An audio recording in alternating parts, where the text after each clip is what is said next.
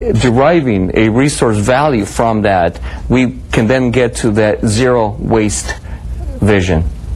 Will the bulky item pickup remain the same, or will there now be a charge for that service as well? Bulky item service will be the same, included. In other words, it's included in the fee, so there is absolutely no additional charge, and we encourage residents to take advantage of that service so that we can eliminate blighted parts of the city. I understand you have some other relatively new services, at least they were new to me, maybe they've been around for a while and I just didn't know, concerning electronic devices, household electronics, and also concerning batteries, which I'm sure has been a headache for the Bureau of Sanitation for a long time. We do, Jack, in that specialty waste, such as e-waste and batteries, which are considered and are hazardous waste, we have increased our accessibility of that service through what we call our safe collection centers. These are locations conveniently located throughout the city where residents can drop off their computers, their all monitors, all televisions. However, e-waste, we also collect at curbside, much like we would bulky item. We want to make it as convenient as possible so that none of this stuff ends up in the wrong place. I was amazed to read, I think it was on your website as a matter of fact, that people in Los Angeles buy something like 1 million batteries a year, and you only get back through the correct waste stream about 60,000 of them. Unfortunately, our capture rate in that kind of specialty waste is low, because they're so small, and most of us think of it as an innocent, small little item that will not cause any harm.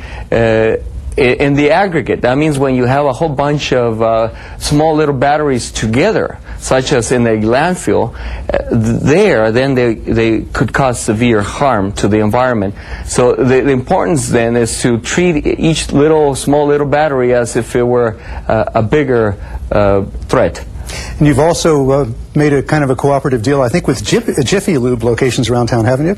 We have. We want to be innovative in that area. With Jiffy Lube being a depot for batteries, we already have a relationship with them for the handling of used motor oil. We want to expand on that relationship. We've done it with other commercial venues as well, working with Target to possibly also collect batteries through them, and Home Depot for other things. Just a multiple of potential ventures with the commercial sector. Is that only within the city limits, the city of Los Angeles itself, or would other Jiffy Lube locations or other Targets or Home Depots also take part? Jiffy Lube, we work in only for the city of Los Angeles. However, we have mutual agreements with the county in which a relationship that we build here can easily extend to other cities in the county through the county Public Works Department. And if our viewers want any more information on any of these topics or something perhaps we didn't get to, how should they contact you or find out from you? 311 is our one call to City Hall. Of course, we also have an 800 number in the Bureau, 1-800-773-CITY. 800-773-CITY. And of course at lacity.org you have a wonderful webpage with lots of links there as well. Absolutely. The Bureau of Sanitation Director, Enrique Zaldivar, thanks for joining us on Council Week in Review. It was a pleasure joining you today, Jack. And again, because the vote was not unanimous, the item will return to Council in 1 week when only a simple majority of 8 votes will enact the new trash collection fee. You can listen to City Council meetings as well as committee and commission meetings on the telephone by using the city's council phone system. In the downtown area, dial 213-621-CITY. In West LA, dial 310-471-CITY. For the San Pedro area, dial 310-547-CITY. And in the San Fernando Valley, dial 818-904-9450. Just follow the recorded instructions for the meetings you want to hear. And we invite you to address the Los Angeles City Council on any item on the council agenda, as well as during public comment. You may come downtown to City Hall or go to the Van Nuys City Hall and participate via video teleconferencing. Remember, you can watch all Los Angeles City Council meetings live in their entirety on Tuesdays, Wednesdays, and Fridays beginning at 10 a.m. On Sundays, you can watch the replay of all the week's meetings, also beginning at 10 a.m.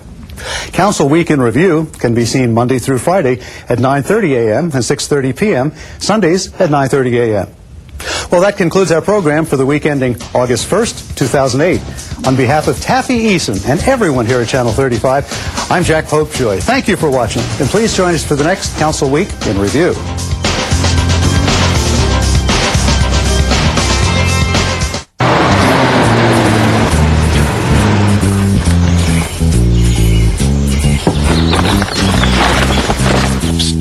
Hey, buddy!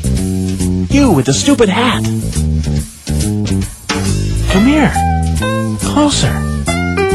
No parking! Do you know what happens when you park illegally on these narrow hillside streets? You block the street so emergency vehicles can't pass. Each year, homes are destroyed and lives are lost because of drivers like you who park illegally! And you know what else? You can get a citation. And you can be towed. Help us get to the emergency. The life we save just might be yours. How'd you know? The ball called.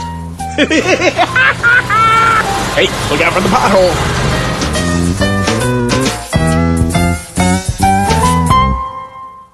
On February 17th, 2009, broadcast television goes all digital with better picture, better sound, and more channels. But without an upgrade, some TVs will stop working. Find out what you need to do. Call this number or visit dtvanswers.com.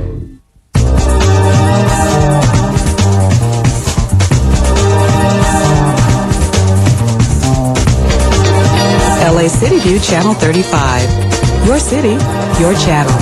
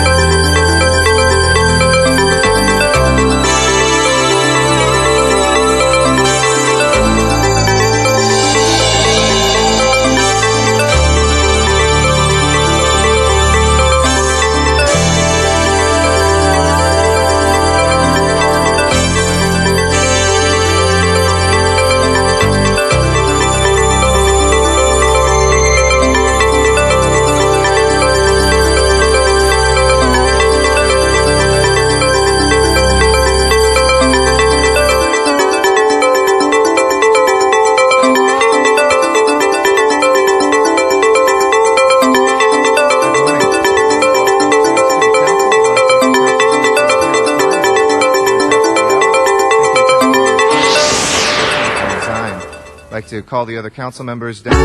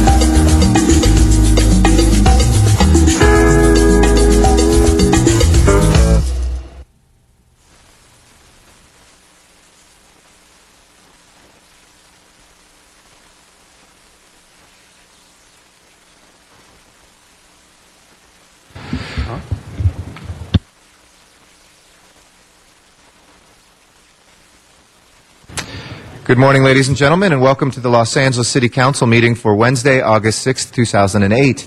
We're here in the John Ferraro Council Chambers, room 340 of City Hall. We meet here every Tuesday, Wednesday, and Friday at 10 a.m., except for the first Friday of the month, we try to meet down at Van Nuys City Hall in our efforts to bring City Council closer to everyone. We welcome all the folks that are here today in the audience, especially our members of Government 101 class that are here learning about city government and how it works. We appreciate your presence here. And our viewers on Channel 35, which broadcasts us live each council meeting. It also rebroadcasts on the evenings, each of our council meetings, and we are available online at lacity.org. You can click on the links and watch us live or catch any of our past council meetings, which are archived there. We also are available through your telephone by calling 213-621-CITY, and that's called Council Phone. It's a service of our Information Technology Agency and allows you to listen in via your phone to any of the council meetings or any of our committee meetings. We have copies of today's agenda in the back. They're also available online 72 hours in advance and in the city clerk's office or here in council chambers 24 hours in advance for any special meeting agenda items. If anybody would like to be heard on these items, please fill out a speaker card in the back. Items that have not yet received a public hearing in their committee hearings, we will open up public hearing for any of those items if there is a public card here in council. So fill out a speaker card with your name and hand it to one of the sergeants at arms on either side, and we'll make sure to put that in the mix.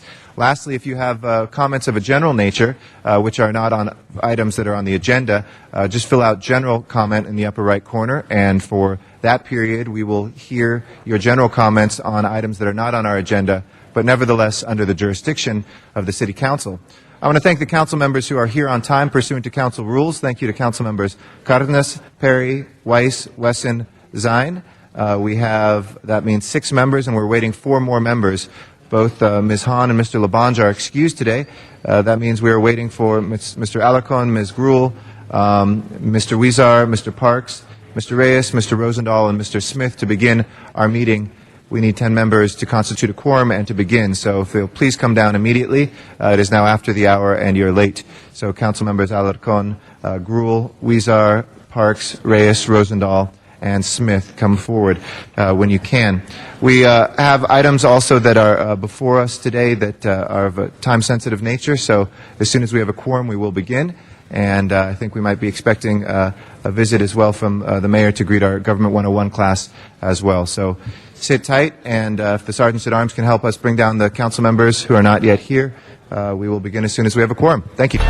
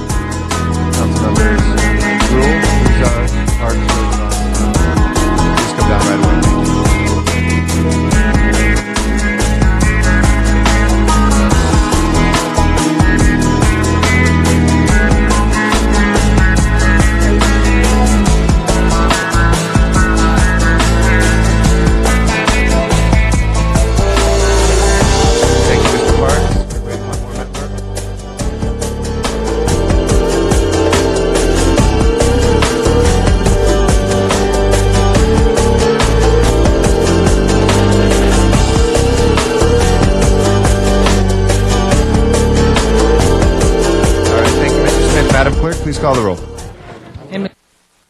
Alarcon, Cardenas, Gruel, Han, Weezer, Labange, Parks, Perry, Reyes, Rosendahl, Smith, Weiss, Wesson, Zine, Garcetti, 11 members present, and a quorum, Mr. President.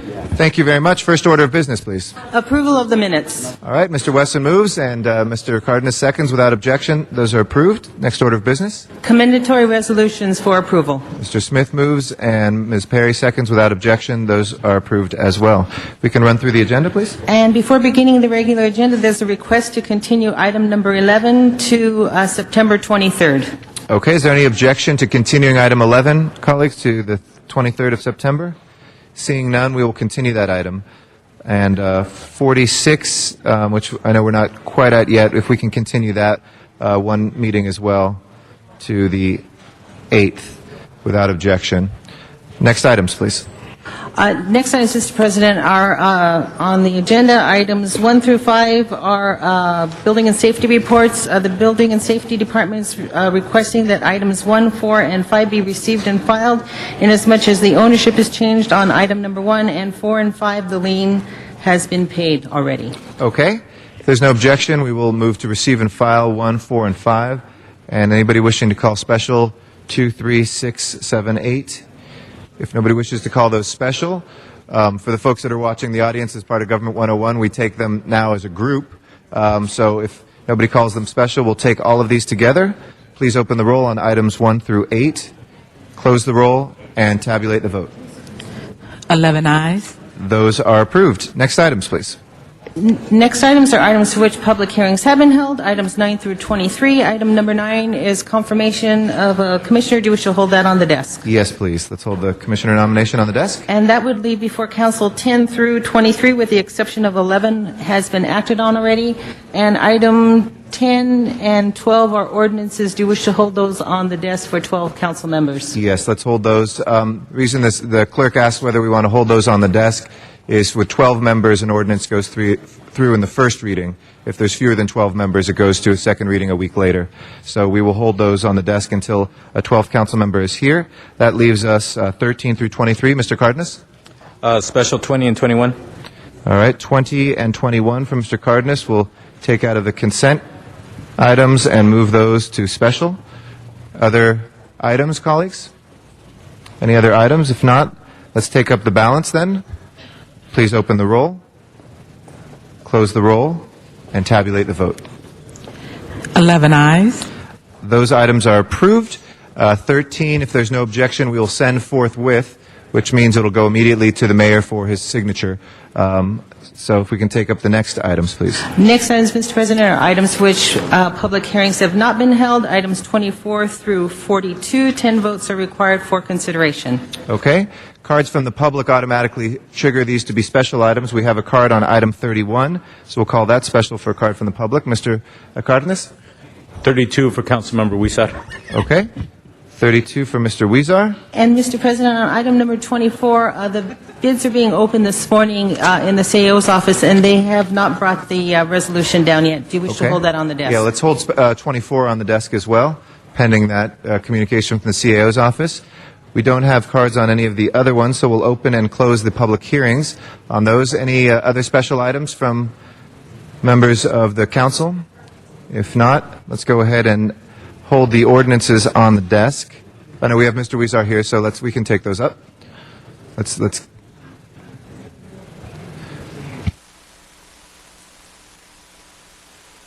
All right, let's take up all the balance then. Please open the roll, close the roll, and tabulate the vote. 12 ayes. Those are approved. Next items, please. Mr. President, on the continuation agenda, item 46 was already continued to Friday's meeting. All right, we have items 43 through 45, which are closed session items. If we can hold those on the desk as well. Closed session items are usually legal matters, which we recess the public meeting and we discuss in confidence. The only items which the City Council can do so in their regular meetings. So with that, that'll take us to public comment.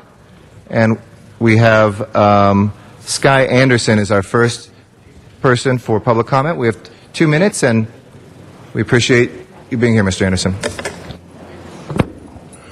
I'm Sky Anderson. I'm a citizen of Los Angeles, a community activist. Yesterday I talked about the dysfunction of the Walk of Fame and how the Hollywood Chamber of Commerce decided they wanted to raise money, so they got in partnership with Absolute Vodka, and how this publicity all over the world identifies the Hollywood Walk of Fame with a vodka company that has a bad reputation. They ran an ad in Mexico which got so much response, people started a boycott movement against them. The real issue is the Hollywood Chamber of Commerce responsible enough to manage the Walk of Fame?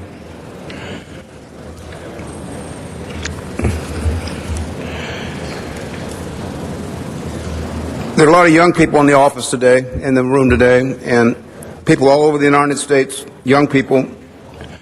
Some of them aspire to be entertainers, and the Walk of Fame is a symbol for them. And what the message they got from this worldwide publicity is the way to do that is to drink vodka.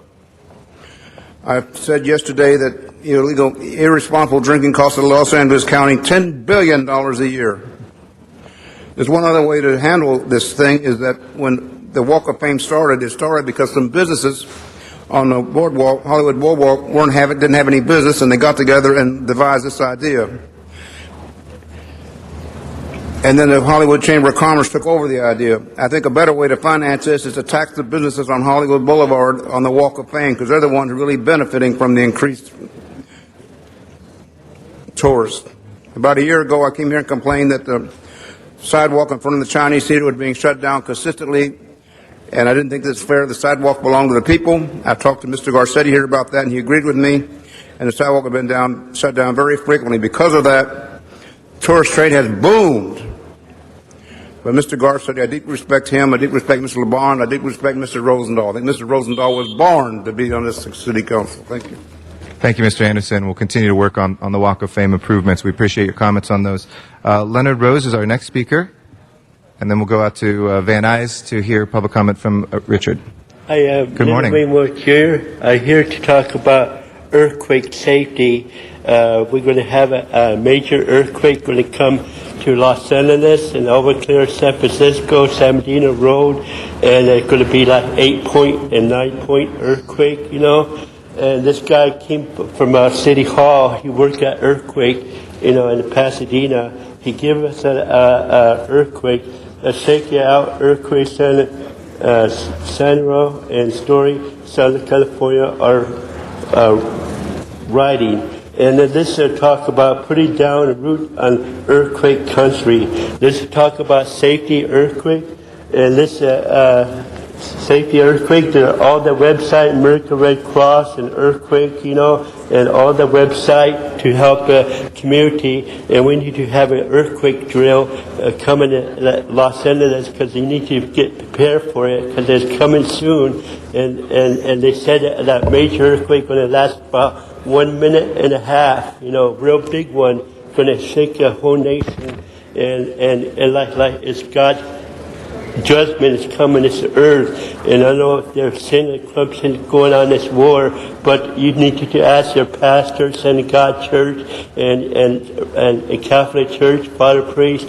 The Bible talk about earthquake too, Genesis and Revelation. When Jesus died on the cross for our sin, He died on the cross, and after that, major earthquake coming when Jesus died on the cross for our sin. And it happened in Sodom and Gomorrah Day, Genesis 18 and 20, and it's happened in the Old Testament, lots of things in the Old Testament.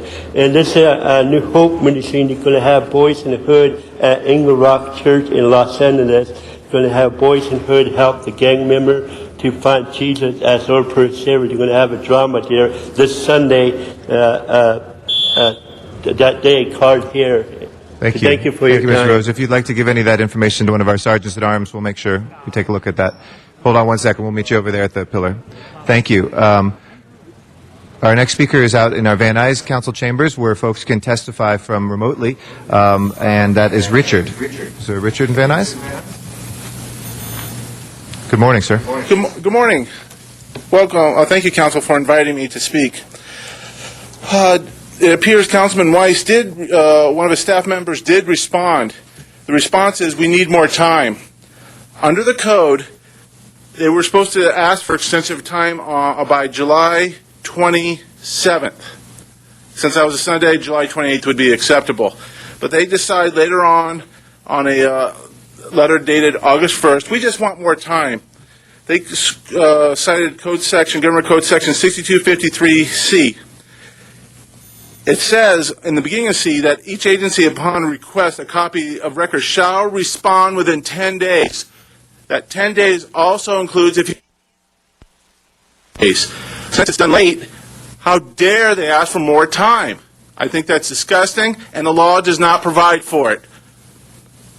Under Article 1, Section 3 of the California Constitution, they have to respond in a timely manner. It says the word shall, not whenever you want to do it, not mañana. It's supposed to be complied with. And I really don't like when also the staff at his office says 10 days means 10 working days. If they look at the Civil Code, 10 days means 10 days. And 10 working days means 10 working days. And there's a definition for court days also. But it appears the individuals that are used to answer these requests don't understand the law, and they don't even have the audacity of maybe contacting a deputy city attorney and saying, "May I have some help responding to this?" It's always done underhanded way, and it's done to try to defeat the public. When a public records request is given, it's a California constitutional right, and also a United States right under the First and also 14th Amendment. Thank you. Thank you, sir. Our next speaker is here in council chambers. It's Arnold Sachs. Then we'll go back to Van Nuys, and Rick Nightingale will be our second last speaker.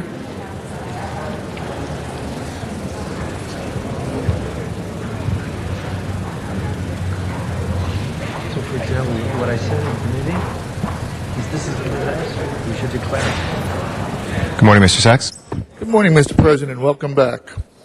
A couple of things I'd like to address, especially yesterday with the County Board of Supervisors failing to put the half-cent tax initiative for the increase for Metro on the ballot means that the LACMTA, which according to all the word that comes out of the board hearings is so cash poor, will have to spend $3 million to put their own ballot together, and then, or excuse me, $7 million to put their own ballot together, and another $3 to $5 million fighting it in court.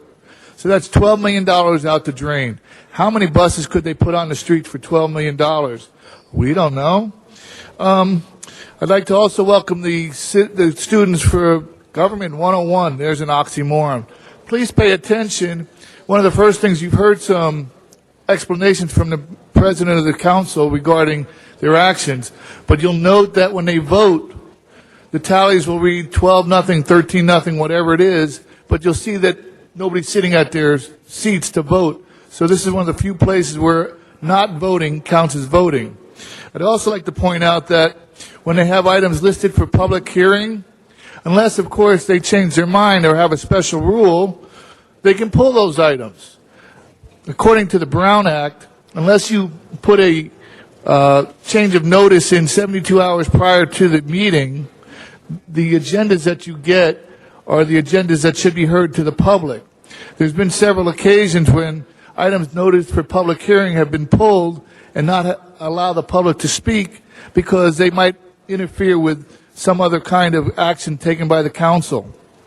And finally, I'd like to point out that it's ironic that the fast food initiative that was passed by council members here in the chambers, but they couldn't find the funding to keep open the community gardens on Alameda and 46th Street, where the freshest food for the South Central was found. Thank you very much, Mr. Sachs. Appreciate it. Our next speaker is Chuck Tenon.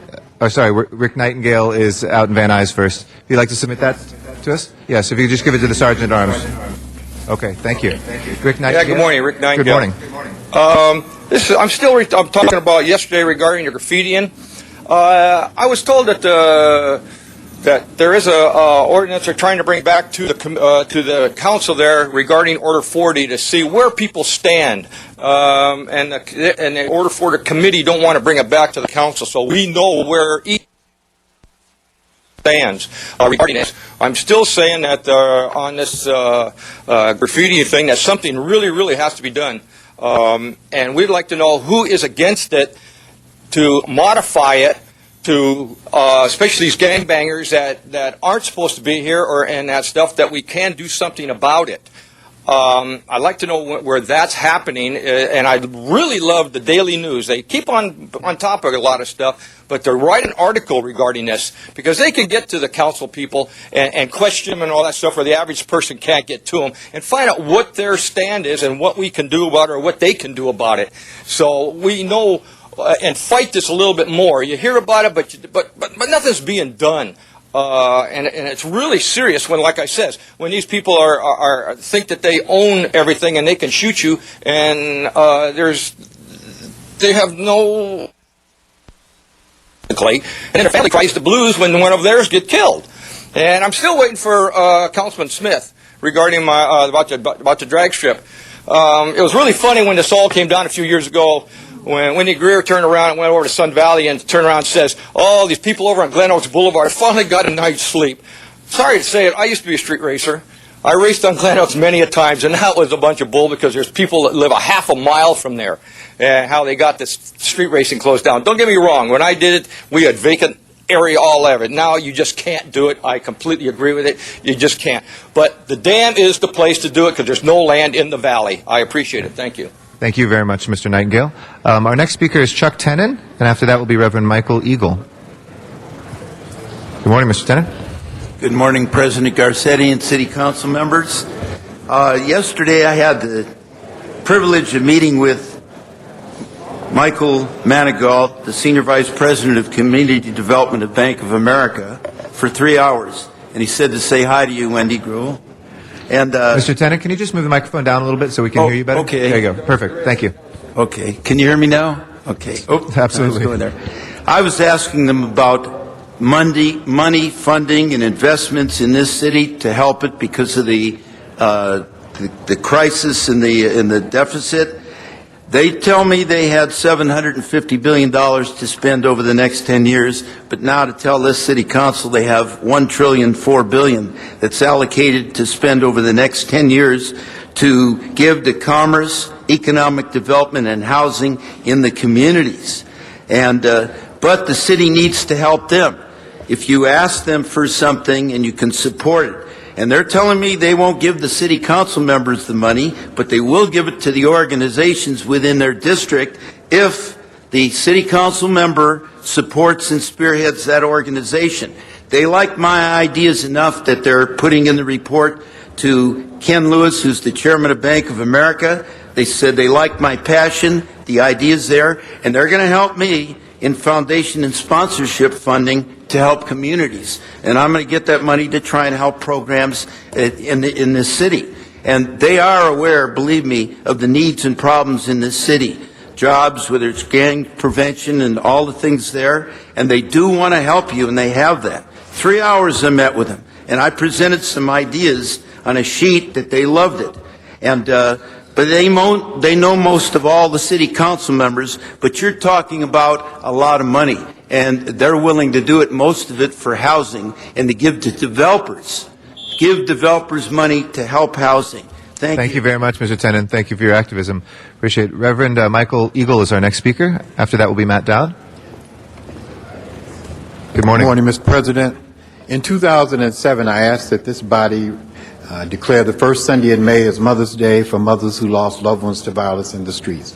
You granted that request, and I want to give a special thanks to you, Mr. President, council members Parks, Perry, Hahn, and Weston for extra support on behalf of the mothers, on behalf of my church, and on behalf of myself for continuing it into 2008. Thank you very much for your interest and your concern. Thank you very much, and I'm sure Ms. Hahn will be interested in speaking to you about some of the anti-gang measures she's working on with mothers for the November ballot as well. So we'll make sure she gets in touch with you. Thank you, Reverend. Matt Dowd is our next speaker, and then Olga Hall will follow. Good morning. Thank you so much. It's a great day in the city of Los Angeles, and I'll tell you why, because Matt Dowd is probably going to move now to Greg Smith's district. Because I said it here the other day, Greg Smith is my favorite councilman because of some of the stands that he was taking on some of these shady issues going through Now someone from Greg Smith's district, and he can nod his head because he has national distributors up there in Chatsworth who have big warehouses. They found Matt Dowd on the beach with my incense. And now it's going national. I'm the latest, greatest American success story thanks to Greg Smith's district. That's why I've sued the city. See, this is a big day today because you're allowed to go on Venice Beach with a permit, and I was, and you're allowed to proselytize this exact kind of design. It's my original design. And I'm allowed to sell that. And the Ninth Circuit judge said yes. That's all protected expression. And so I sued the city of Los Angeles so I could get back on the beach. Because you sent LAPD down there. And they hounded me off with my original design.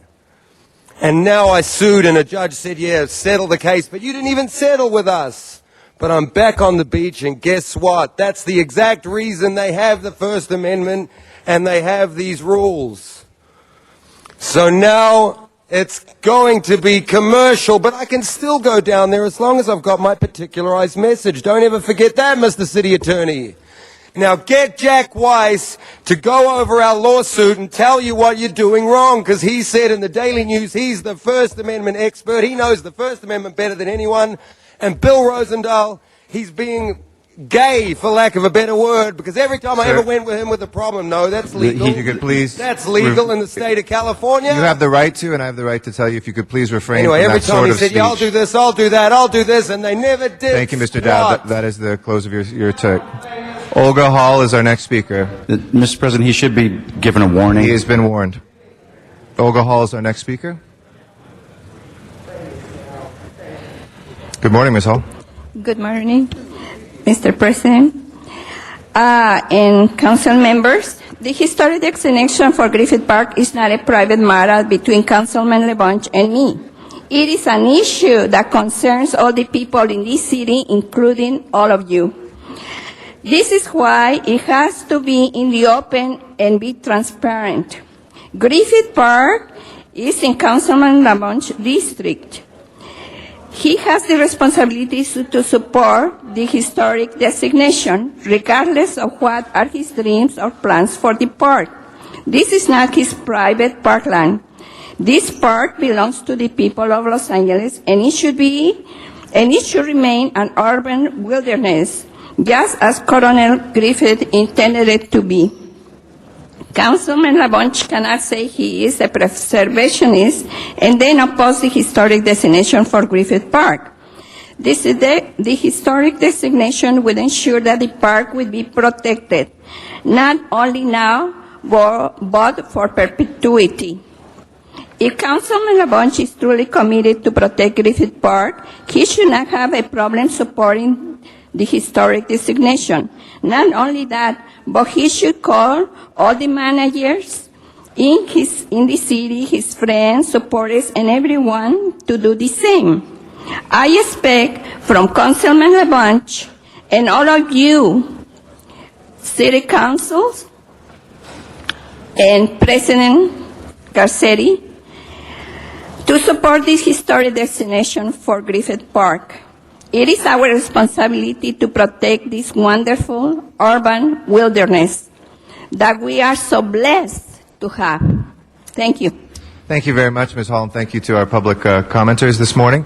I know that the students from Government 101 need to go to their breakout sessions, but colleagues, we have over 100 residents from throughout the city of Los Angeles who are here today as part of Government 101, which is ongoing seminars for all of your constituents to be able to learn the basics of city government.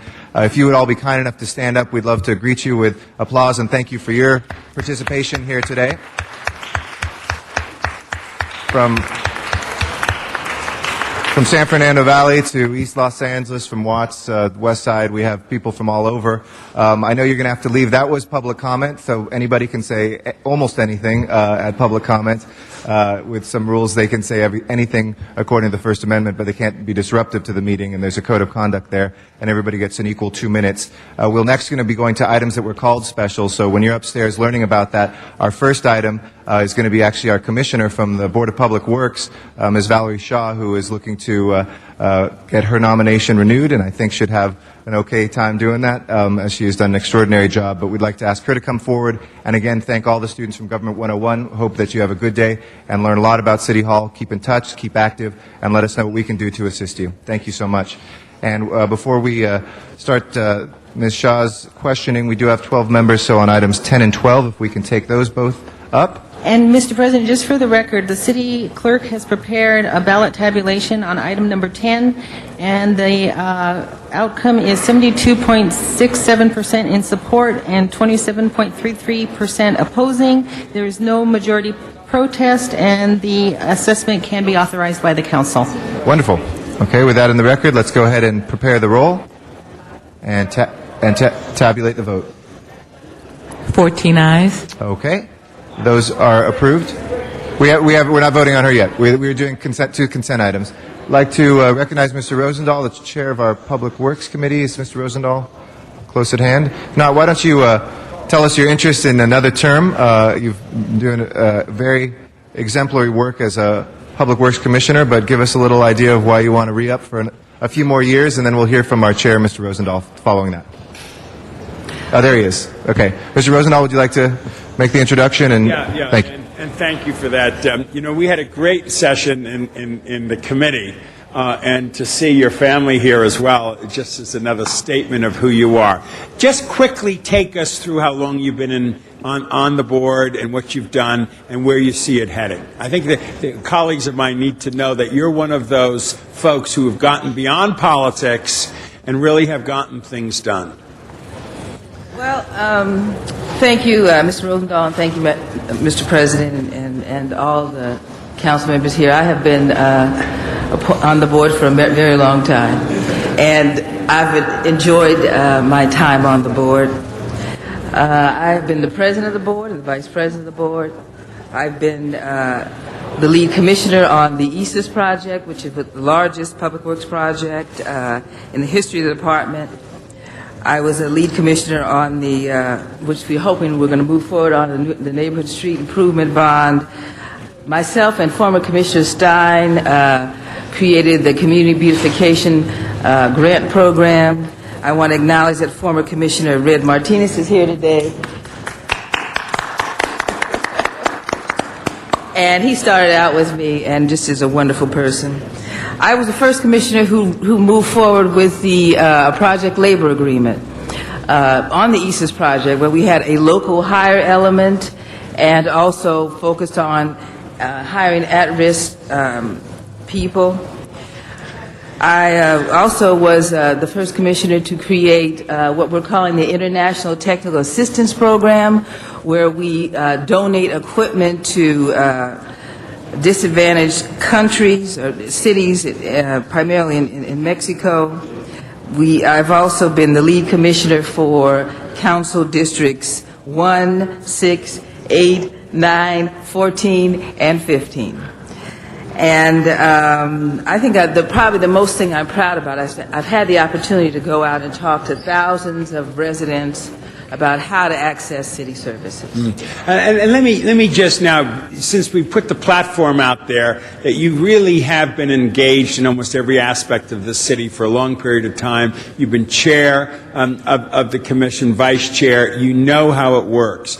We got two big problems. Mr. Smith, who was chair of Public Works when I came on, and I learned a few things here and there and then understood from him issues, and then we had discussions about it. One, I've got to tell you, as an elected official, the number one issue my constituents always have to say to me is either a street situation, a sidewalk situation, or a tree. But basically sidewalks and streets.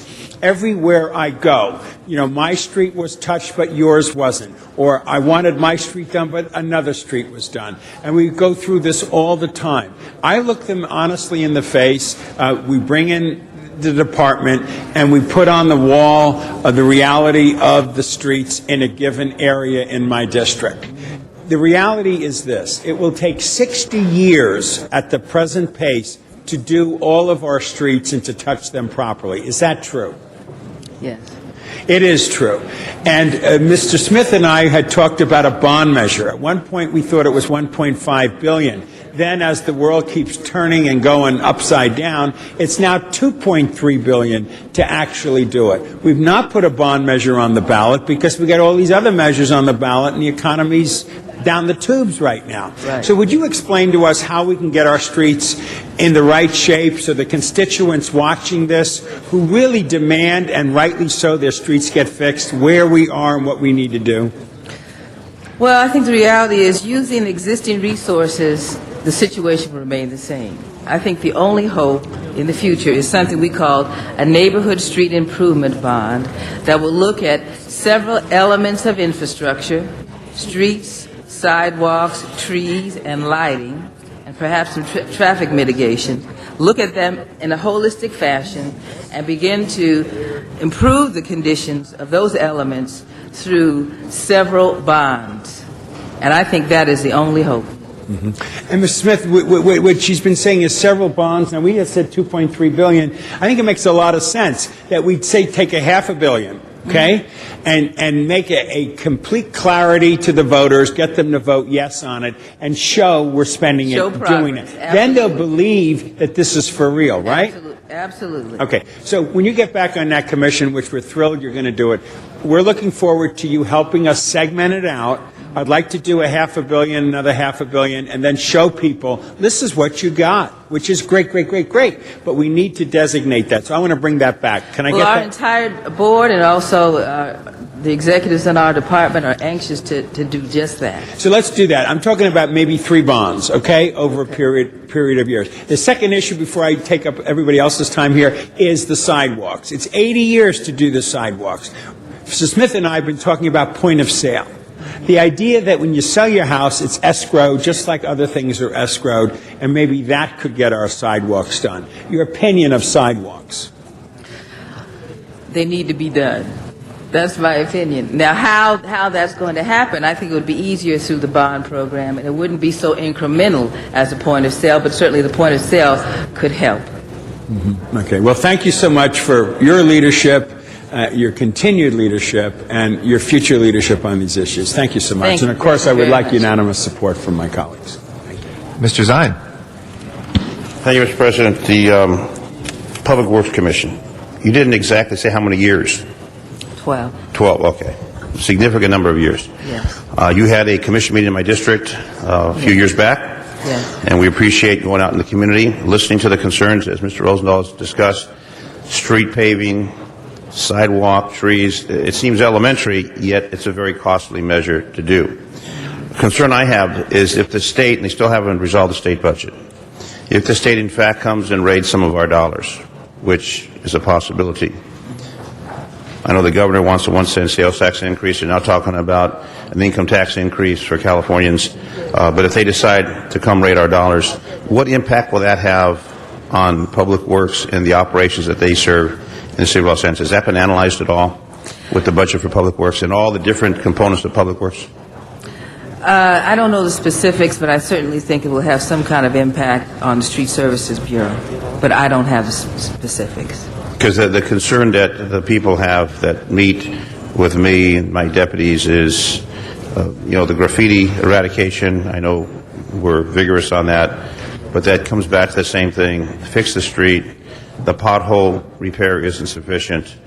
And that's why I go back to the whole notion of a neighborhood street improvement bond. And I think that really is the answer, because I think what we're seeing is a paring down of government on the state and local levels, and probably maybe even on the federal level too.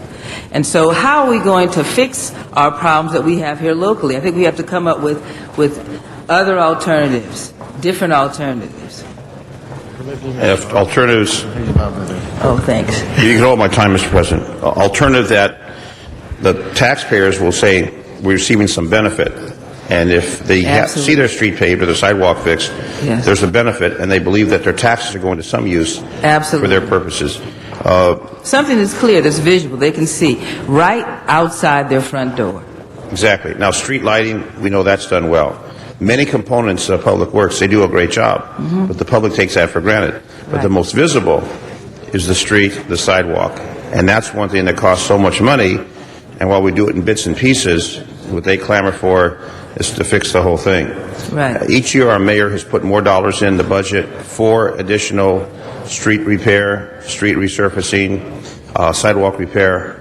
And the concern I have is if the city is hit by the state to help bail out the $15 billion state budget, then the priorities Then you are going will to see fall. a decline in services. And that will obviously get the people of the city upset. Absolutely. One more thing I just want to mention. When I was on Charter Commission with Councilmember Hahn, I remember you on the Public Works Commission, and you attended many of those Charter Commission meetings. Yes, I did. And it seems that wasn't that long ago. Well, But some of those issues that we were discussing there, we're discussing Are today and still trying to the resolve. same. That's right. Okay. Well, you got my vote. I know you do a great job on there. And also, I want to commend the staff of Public Works. And all the we have wonderful work they do. the best staff in the city of Los Angeles. Just extraordinary, brilliant people. Hardworking. That one lady in front, I know. She's definitely My sister, lady. Debbie Kendrick. Debbie Kendrick. Debbie Kendrick, my sister. Sister And of my Steve, former assistant, Geraldine Rodriguez, And who's now sister the of- president's assistant. sister of Steve Kindred from KFWB. So there's a relationship with the media there. So anyway, congratulations and continue on with the good job. Thank you. Thank you, Mr. Wesson. Thank you, Mr. President and members.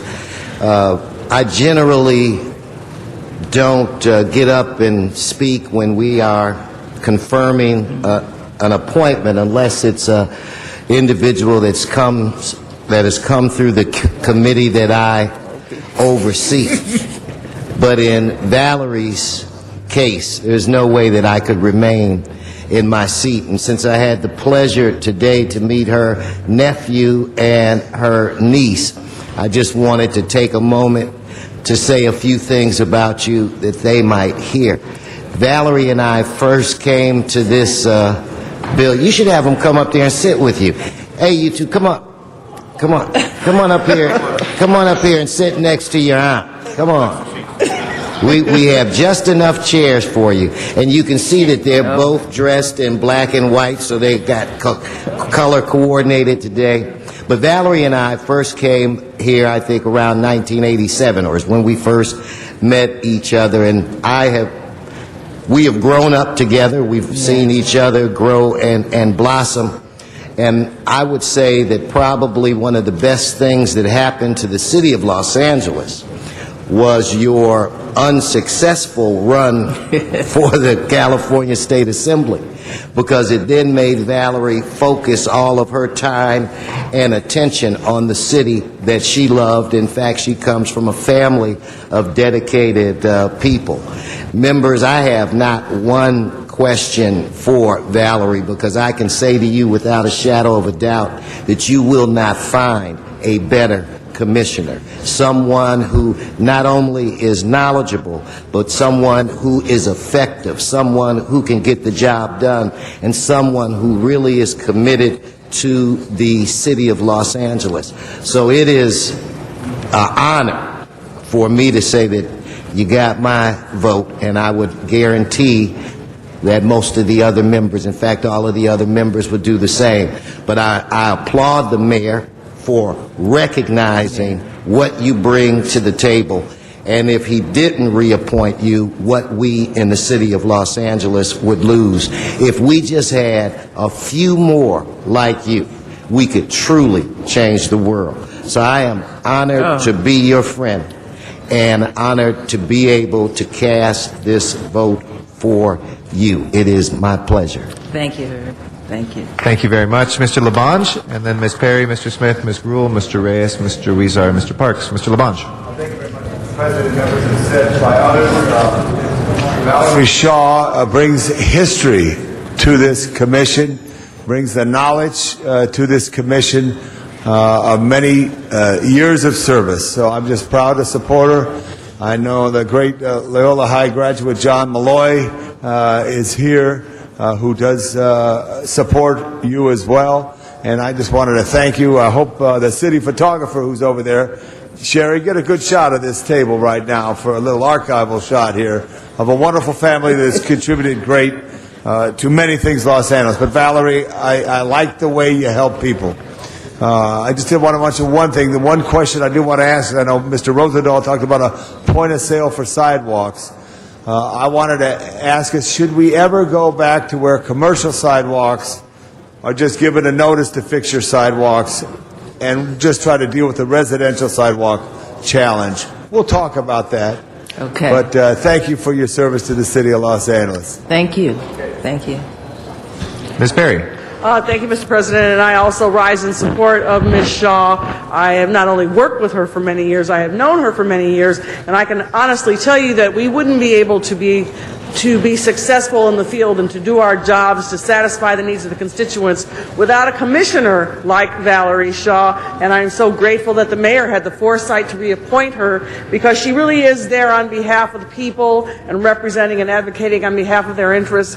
And I think someone said, maybe Mr. Weston, that if we had just 100 more of her, we could transform this city. But I am grateful for this reappointment, and I heartily support it. And children take note, okay?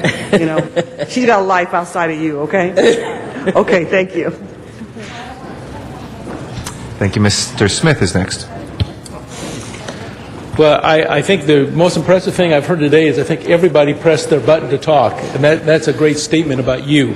Having worked here for a long time with you, and as chairman of the Public Works Committee particularly, I had a great opportunity to learn a lot from you, which was amazing, because I've been here a long time. I thought I knew it all. I didn't, and I learned a lot from you. But more importantly, what I found with you is a real dedicated person who cares about public works, cares about the things most people don't even know about, that we provide every day for the people of L.A. And as you said so well, we touch people's lives from the minute they wake up to the minute they go to bed. And public works is one of the most important aspects of touching people's lives every day. And you just are out there to make sure we do it in a very positive and good way. You give a good face to the city of L.A., and then you give every effort you can to solve the people's problems. And that's what I really appreciate about you. But one thing I don't think everybody knows, and maybe they do because you've been here a few times with your class, but you also want to pass on that knowledge to other people, future generations. And you teach a class every year at USC in public administration, and hopefully from that class will be coming the next generation of leaders, the next generation of public works people, and you're probably recruiting some good people to go to work for your department. And I know you use a lot of interns too. So thank you for teaching the next generations, for preparing people to take your place, my place, when we all leave this job. But also this is a class and distinction in which you've carried yourself as the chairman of the board for a while and as a member. I've always considered you one of my go-to people. When I needed things done, I knew I could count on Valerie Shaw. So thank you for being there for me, for the people of my district, and the people of L.A. who don't know maybe all the things you do for them every single day that does touch their lives. So thank you very much. Thank you. Thank you. Thank you. Mr. Reyes is next. Thank you, Council President. I just want to say thank you, Valerie. Thank you. I know District 1, it's one of the older infrastructures that exist in the city. I call it the original suburbs. But with your stewardship, we saw many improvements on our hillsides, some of those walls that were collapsing. And a lot of the work that you've done really was an inspiration. And actually, a lot of the cynical folks that don't believe in the city or say, what does the city do for us, when they actually see those improvements, it makes a real difference. So I thank you for that sense of commitment, but also for instilling a little faith in people's hearts as to what the city is about and what it can do because of your work. And I'm just hoping that eventually we can start asking questions like, when do we start connecting our infrastructure with the use of our sidewalks and streets with the number of people that actually are there? As opposed to other formulas that speaks to priorities of size or value of real estate. I think it's about time we start asking the question, when do you start valuing the people that are walking on these sidewalks? We have 70,000 per square mile. There's a lot of wear and tear on our infrastructure, and I don't believe we've gotten there yet. So hopefully with your stewardship, we can start raising those questions. But thank you so much. Thank you so much. Thank you. Mr. Huizar.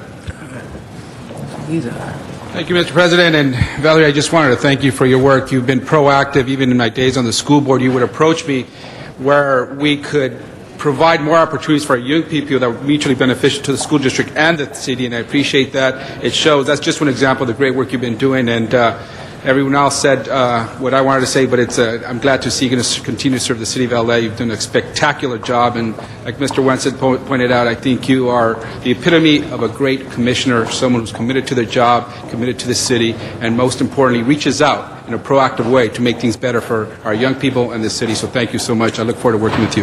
Thank you. Thank you. Mr. Parks. Thank you, Mr. President. You know, one of the things, I think everybody said all the great things about Valerie, but one of the things I don't think the public knows is what Valerie's history is. And why don't you just give us a little thumbnail who your dad was? My father was a banker, primarily. And in the 60s, he was appointed by then President Kennedy to be the postmaster of Los Angeles. And he was postmaster for about 6 or 7 years, and then he returned as a corporate vice president to the then Great Western Corporation. Okay. And then kind of chronicle some of his community activities, which I think kind of influenced you in what you're doing. Well, let me say that, let me answer you like this, Councilman. The first member of my family came to L.A. around 1910. And that was my great aunt, and she was very active in church matters. And then my parents came out in the 50s, and they became very, very active. And then I've carried on in my own way to be part of public affairs, and I'm hoping that my niece and nephew here will be the fourth generation that will work in politics and public life. Yeah. Okay. And I want to welcome your niece and nephew. They go to one of my schools, the Yes. Park Prep, that we are very proud of, that has a standing on charter schools, I think the top 5% in the state. So Yes. we're very, very pleased to see them here and hope they're learning about the government process. But I'm so pleased that you have decided to stay with us, and because you are my director there and getting our stuff done in the 8th District. We go to you for everything that we believe we need, and you've just done a wonderful job for us. Every time I see a public works project in our community, we get letters from people applauding that a street is being paved, or a streetscape is getting done, or we're getting finished with a library. All of those things come about because of our working relationship. And I want to say thank you personally, because so many things have happened over the last several years that could not have happened without your personal involvement and your personal touch. Thank you so much. All right, and our last speaker is Councilmember Wendy Gruhl. Thank you. And a lot has been said, and I think as Mr. Smith mentioned, it speaks volumes that everyone here, really wanted to stand up. And you have been the stable voice in that public works for, you said, was it 12 years? Is it really that long? It doesn't seem possible it is that long. But I noticed when you listed all of the council areas you had represented, none of them were CD2. And so, although we love Julie and we want to keep her for a while, someday, someday. We'll get your expertise too out in the Valley. Julie's been great for us, but I think, as mentioned, your perspective and your willingness. I mean, you are everywhere. You take this job very seriously. So I wanted to stand up and say you have given your life to public service, and this extension of your time there is very much deserved, and I know all of us are excited about you continuing on the many things that you have helped create. So my question to you is, if you had to look back at that 12 years and pick one thing that you think is we need to do in the future as a city, that we've done before and we're not doing now, or I know that's a kind of a broad thing, but public works and what you do is the most important thing in this city. I think along with public safety, people are interested in what happens in their neighborhood, to their sidewalks or their streets. And last night we put wonderful lights up in Sunland Tahunga that the Bureau of Street Lighting helped put together, and Bill Robertson helped in our sidewalk repair. That's the meat and potatoes of the city. If you had your wish as to what we could continue to do in the future, what would that be? Well, I think obviously to move forward with the neighborhood street improvement bond. And the second would be, it's almost off of the idea that you had in terms of boroughs. I think we need to begin to really look at the city as neighborhoods. And I know Gail Goldberg is trying to do that through the planning department, but just look at these, I guess there are at least 100 neighborhoods, maybe more than that, and look at them as increments are part of this larger city and begin to target our resources and efforts in the neighborhood. Well, and thank you. And I hope you, as we go through the budget this year, we always try to make sure that we can keep funding available for those meat and potatoes items for our community and how important it is. So thank you for your leadership and your friendship and your willingness to go above and beyond the call of duty. This is not just a job for you, and it's not just a career. It's a passion. So thank you for that, and thank you for bringing your niece and nephew with you. I know that that's very important to you, your family. And your mother, and all the things that you've done here in the city of Los Angeles. Thank you very much, Mr. President. Thank you. I you. think I'm the last speaker. So Okay, thank you. You may get approved now. With that, we obviously have a lot of fans here on the City Council and inside the city, which reflects the work that you've put in. And so if you'd like to serve again, we'd like to vote on that. And we will open the roll, close the roll, and tabulate the vote. 14 And ayes. congratulations, Commissioner. Thank you all. We're proud to work with you again. Thank you. If we can take up the next item, please. Mr. President, the CAO has prepared a resolution for council to adopt on item number 24, awarding the GO bonds. Do you wish to take that up?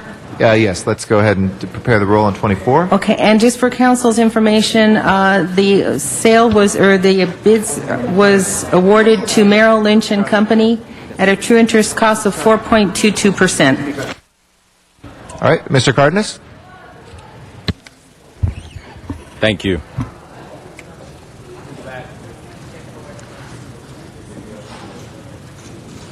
Thank you, Natalie. I know you're in a hurry, but today's the day, right? The bids were open this morning. The bids for this particular bond issuance were open this morning? Yes, at 9 a.m. Okay. Can you please explain to us why they were open this morning, or what kind of process are we doing here? Is it a competitive process? Is it a negotiated process? What are we here to do right now? General obligation bonds are bonds that are backed by an assessment to property tax based on assessed value. So by state law, general obligation bonds that are issued by cities have to be done on a competitive basis.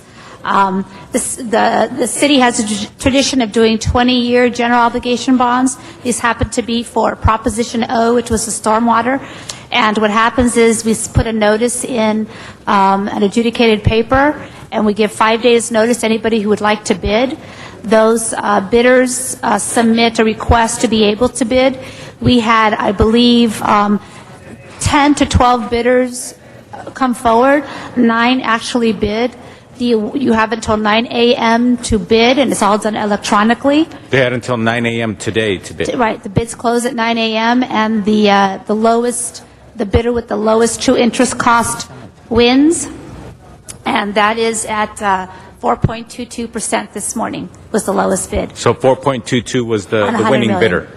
Correct. And the bonds were sold uninsured and with our own credit of AA. Okay. So now that they bid it this morning at 9 a.m., when will the bonds actually be sold?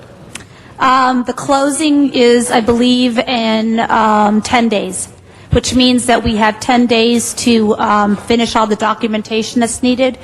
And in 10 days, we will actually exchange the money and bonds for money. They will get the bonds, and then we will get the funding. And in the meantime, they are setting up, and selling the bonds in anticipation of them coming forward in 10 days with the actual bonds. Also, if you could please make sure that the council members got a list of the bidders. Who was the winning bidder? The winning bidder was Merrill Lynch, and I believe that they have a group, and in that group is, I believe, Jackson Securities, Okay. which is a minority-owned business. Okay. It's something that I've been personally watching to see what kind of competitiveness we're getting out there in the community, how our bids are coming along, how interested are those parties in doing business with the City of LA. 12 to 13 bids, that's pretty good, isn't it? Yes, and we had about 12 submit paperwork to do the actual bids, but 9 actually submitted bids this morning. Okay. And we were very pleased to see that many bidders in this market. And, you know, we're double A, we're not a triple A. So it was very nice to see that many bidders for our debt. Now, sometimes we'll see, and I guess it would be okay if we saw that, say this morning it was maybe 5 or 6 bidders. That's still good. I mean, it's not bad. It's not very healthy when you get only 1 or 2 bidders. Correct. That's not a healthy situation. But No. 9 is definitely very healthy. So it's Very good healthy, to see. 5 is okay. You're right. When you get down to 1 or 2, you know that the market's really, something's going on. But Yeah. having 9 was very good. Good. Well, it's great to see that interest. In addition to that, I think it's important for the voters to be reminded. We're talking about $110 million, and the taxpayers to be reminded. This isn't something that the politicians decided to do. This is something that was put before the voters, correct? This is Proposition O. Correct. So what happened there? The voters were challenged with the opportunity to say yes or no to $500 million of investment in our stormwater system within the city of Los Angeles. That's basically what we're talking about, right? Correct. Okay, so this $110 million is part of that $500 million voter decision that was made some years ago. Correct. Okay. And we issue the bonds when the projects are ready to go. So we know that $100 million worth of projects are ready to go, so we issue $100 million. Also, I just want to remind the public that we appreciate the responsibility of following through with this voter-approved measure. In addition to that, I want to thank the CAO's office and all the staff involved in responsibly following through with that requirement and that responsibility. And everything that I see here today has come through very well. Thank you for all the explanations, and I hope they get out there soon and get us the pricing that they promised us. Thank you. Thank you. Thank you. With that, let's go ahead and prepare the roll and tabulate the vote. 13 ayes. Let's go clean up that water. Next item, please. Next item, Mr. President, item number 20, called special by Councilmember Cardenas. Okay, Mr. Cardenas, we have item 20.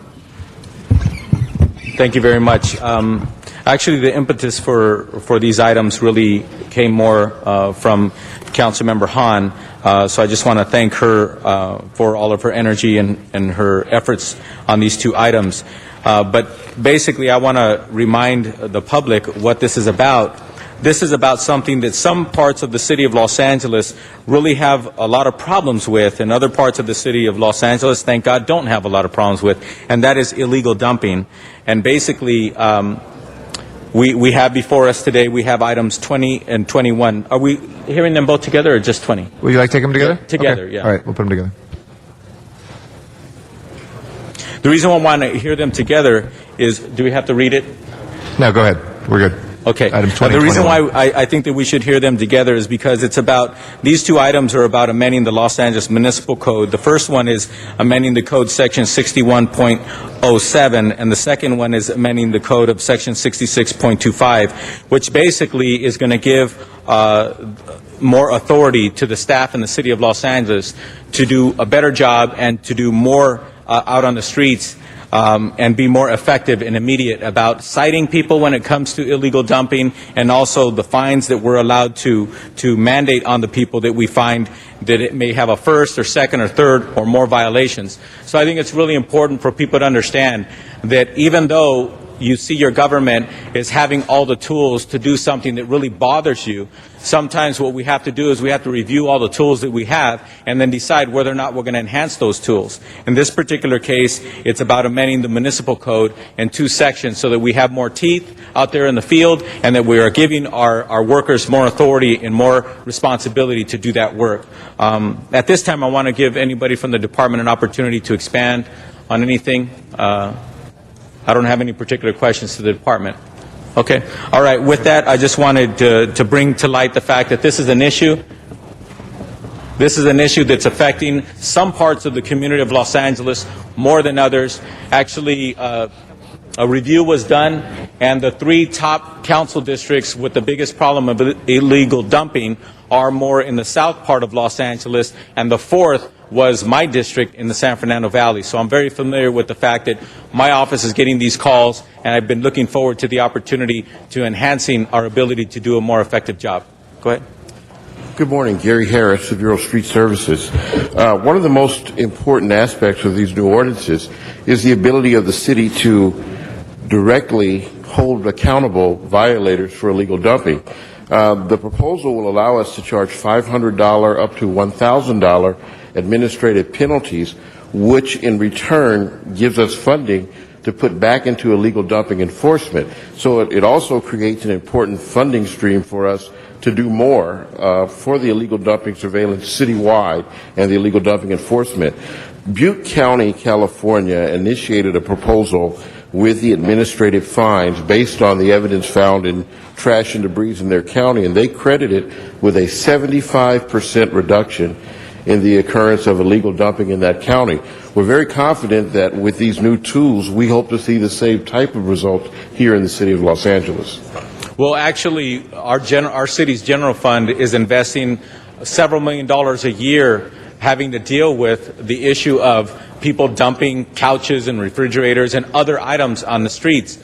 And recently, I think there was a newspaper article that had a very ugly picture about a real picture of a street that is very chronically affected by illegal dumping. So this is something, like I said earlier, that doesn't affect every corner of the city, but the communities that are affected badly by this are really affected in a way that it hurts their economy. It hurts, especially when you talk about what the police chief is talking about, the broken window theory and things of that nature. This is something that isn't just about blight. It's about public safety. It's about quality of life. And I'm glad that we're moving forward by putting more teeth into our ability to give our people out on the street who work for the city, who identify these issues, giving them more ability to do a much more effective job and giving them more authority so they can be more effective out on the street. So thank you very much for that clarification.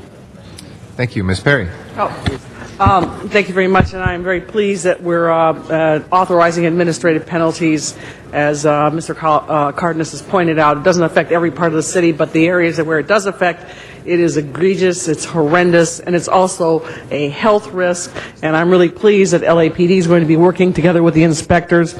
I spoke with the commander of South Bureau yesterday and indicated that we would be happy to give him a briefing based on our experiences in dealing with contagious diseases, MRSA, and staph infections that sometimes go hand in hand with people who are living on the street and are accumulating large amounts of items that are in alleys because it can pose a health risk to the inspector, the enforcement person, as well as the person who's living on the street. So I think these penalties are justified and will aid us greatly in the field in terms of enforcement and getting people to modify their behavior, because many times the people who are dumping are people from within the neighborhood or are dumping businesses and just people who are selfish and insensitive and hurting everybody else. Thank you. Thank you. Mr. Rosendahl. First, I want to thank Ms. Perry for your leadership again on this. I am Chair of Public Works, so I got to stick my nose in for one little second. We want to go forward with this. It's a no-brainer. How are we going to enforce it? How do we do it? Well, one of the benefits of this proposal is that when we go out, currently we're doing a lot of surveillance, trying to catch people in the act of illegal dumping. What this allows us to do is in those cases where we don't witness the dumping, but we are able to retrieve from the trash and debris evidence of who's responsible, we have the added benefit now that we will be sending them the administrative notices to which a penalty will be attached to. Currently, the city, we send out administrative notices, but we do not have the authority to charge an administrative fine. So there's really no penalty. So there's going to be a illegally. bite. There's going to be a bite in that letter. Exactly. Just throw it away. And how much of a bite will it be? Do we have dollar figures and clarity? Our initial fine would be $500. $500. The second fine within a 12-month period would be $750. The third would be $1,000, and the fourth occasion would be charged as a criminal misdemeanor. In all cases, the cost of cleanup would be additional to the administrative fine. Very good. How are you going to know who's who and who threw the garbage out and who did this and that? Well, it's very similar to the process used for sign enforcement. Once the notice is issued to the violator, if they come into the office and are able to show us proof that they gave the debris to a waste hauler or some other individual, then our collection procedure would be transferred to that person for responsibility. So there is a safeguard so that just because someone's information is in the trash and debris, there is a hearing that they can't transfer responsibility. But they will get hit up for $500 first time out the gate? Yes. Okay. So how do we get the word out to everybody out there that's been doing all this illegal dumping? You do it again, you're going to get nailed. Well, one of the things we're working on with the City Attorney's Office, the LAPD, and the Public Affairs Office of the Board of Public Works is that we are going to do a media campaign. We have a new grant that was recently approved for $500,000 from the California Environmental Protection Agency, which does have some funding for a public relations campaign, and we hope to make this ordinance a part of that public relations campaign. Excellent. It has to be, obviously, because giving people notice, letting them know that we're watching you this time, we're going to nail you this time, that might curb their behavior. Yes. Great. Well, thank you so much for doing this, and thank you again, Ms. Perry. Appreciate it. Thank you, Mr. Rosendahl. With that, let's go ahead and prepare the roll on these items and tabulate the vote. 12 ayes. Those are approved. Next items, please. Next item is item 31, and that was called special for a card. Okay, Mr. Arnold Sachs on item number 31.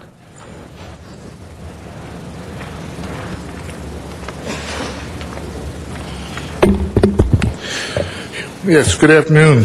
Arnold Sachs, thank you. I just wanted to bring to attention, last week there was some commentary from the public regarding the REAP awards and how they're manipulated around, put liens on a building, and then the buildings are foreclosed or sold. It's also a process, it seems to me, that where the government seems to run an end run and use eminent domain by putting liens on these buildings and forcing them into foreclosure, and then an agency like this, the Community Redevelopment Agency, can come by and buy the property at a reduced rate. It's like eminent domain. Just declare the property available, take it from the public owner through a series of fines and liens, and then they lose it. It's a sad state that you can manipulate the public away that you do, saying certain things and then just reversing the course. Again, thank you for your time, your answers, and your attention. Thank you, Mr. Sachs.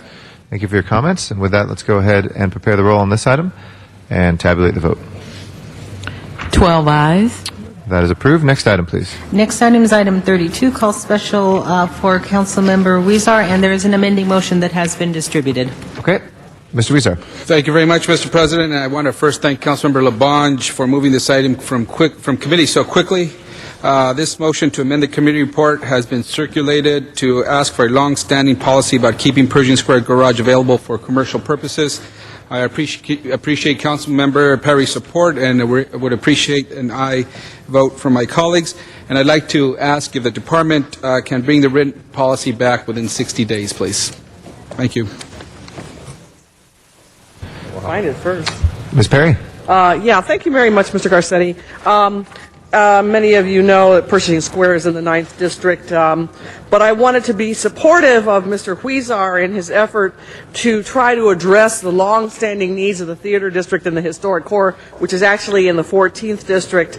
I think this is a reasonable outcome that I hope will stimulate more activity on a larger scale so that the theaters can book larger shows, make greater commitments, and spur on the economic development that has struggled for so many years. And I know Mr. Huizar is involved in a number of initiatives on Broadway, including bringing a trolley back to the Historic Core and things like that. So, you know, I know we have an unspoken protocol about working in each other's districts, but in this case, they're side by side. This will be beneficial for not only the Historic Core and the theaters. I think it will go a long way to helping the core of downtown in general. So I just wanted to express my support for this publicly and on the record.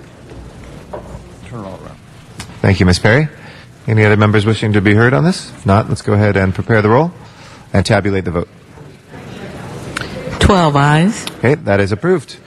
We now have two special items before we go into closed session. Is that correct? Yes, Mr. President, and I believe the city attorney will speak to the findings. Okay. Mr. City Attorney on the findings. Thank you, Mr. President. I'll recite the facts as presented to me by the maker of the motion for the council's consideration of the adequacy of the findings. Just yesterday, the L.A. County Board of Supervisors voted against placing the half-cent sales tax for transportation purposes measure on the November ballot.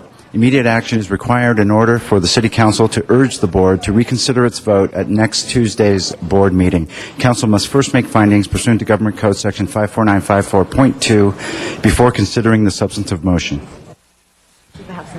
Thank you. Anybody else on the findings? If not on the findings, let's go ahead and prepare the roll on the findings and tabulate the vote. 12 ayes. Okay. On the merits, we have Mr. Rosendahl. Yeah, obviously it's a no-brainer, colleagues. If we don't go forward with this sales tax, the gridlock that we're experiencing now will only get worse. There needs to be money in it for every aspect of this project. I personally wanted a 1 penny to do it all and not have people squabbling over crumbs, but have a bigger pie and get a bigger slice. But saying that, the half a cent is a terrific step in the right direction. It's the first time in a long time that the voters will have an opportunity to truly say it will go to L.A. County only. The covenants within this potential law say you can't rob Peter to pay Paul, like they've been doing in Sacramento with other items that are for transportation issues, other measures that have happened. This will be dedicated solely to L.A. County, and it will help us with bus issues, with light rail issues, with congestion issues, with all of our issues that require mass transit going forward. So, for God's sake, folks, not only should we vote on it, but maybe the board will reconsider so they don't have to waste more money, do a supplemental ballot and all this other kind of stuff, and let the people in November, on November the 4th, vote yes to deal with the gridlock issue that continues to get worse. Thank you, Mr. President. Thank you. Ms. Gruhl, and then Mr. Alarcon. Thank you. And we no need to talk. Thank you, Mr.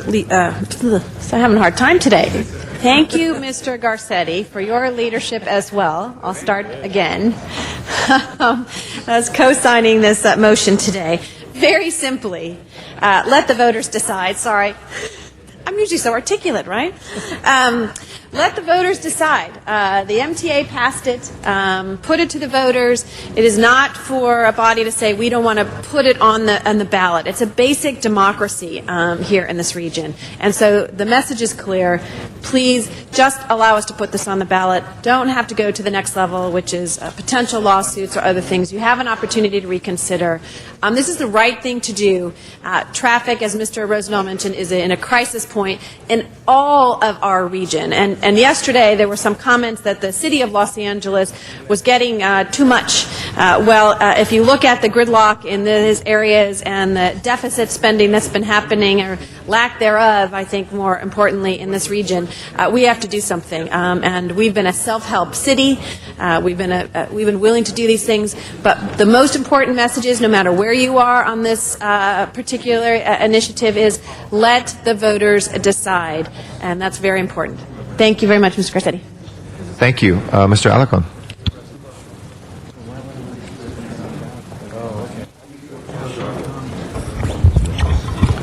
Members, I think the county took the right action yesterday. The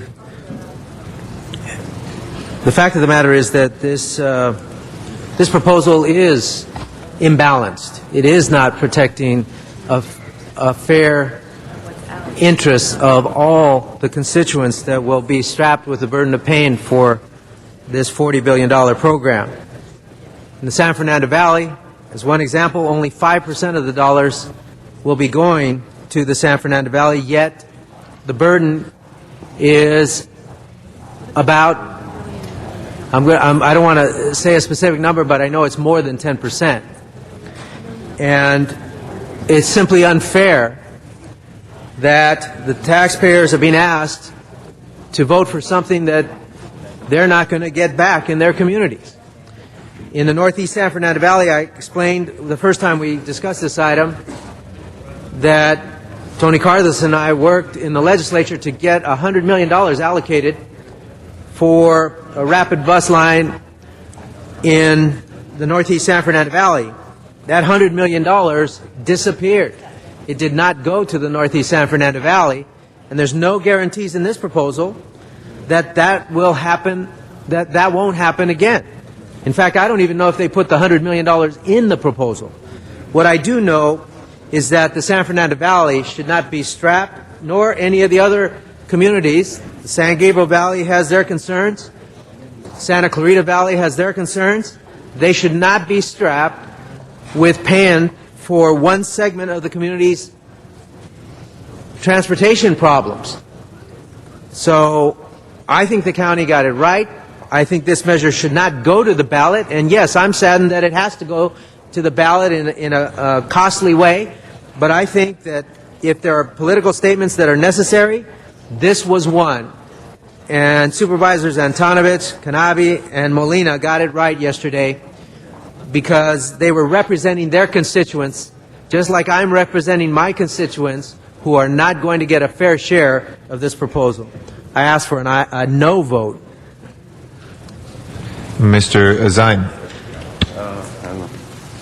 Thank you, Mr. President. As I recall, when this matter was first brought up, I spoke and said no, and a couple of my colleagues joined me in that no, and I hope we will continue that. I think the County Board of Supervisors had listened to the voters. I think the message is very clear. The people don't want any new taxes. They don't want any additional taxes. The school district's putting the bond measure forward. The community college district putting the bond measure forward. The governor wants to increase the sales tax, and there's also an increase proposed on the income tax. In addition to that, the trash fee increase that I voted no on in the city council. The voters of this city, the people of this city, are taxed out. They can't afford anymore.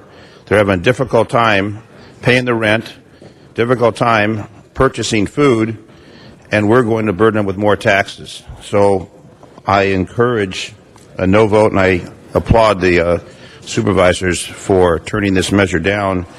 This is not the right time to increase taxes for any purpose. Thank you. Mr. Weiss. Thank you, Mr. President. I just want to say one brief word, and what Mr. Alarcon said got my attention because I think it's a very good point. And my guess is that in most circumstances, it really does fly. I just want to say that in this case, Mr. Alarcon, I don't agree with that particular assessment as a way of looking at this in terms of did one area get its fair share or not.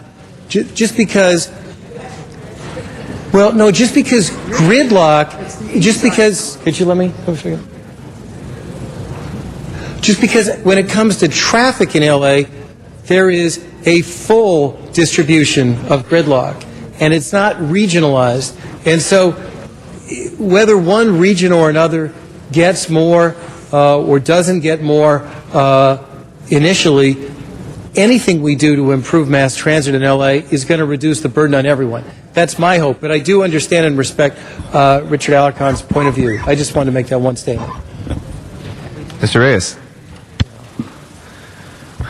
Colleagues, sometimes we have to behave a certain way and take certain votes to get the attention of the folks who are making these decisions that are supposed to be implementing sound programs. We create the policy, but I have to be very blunt.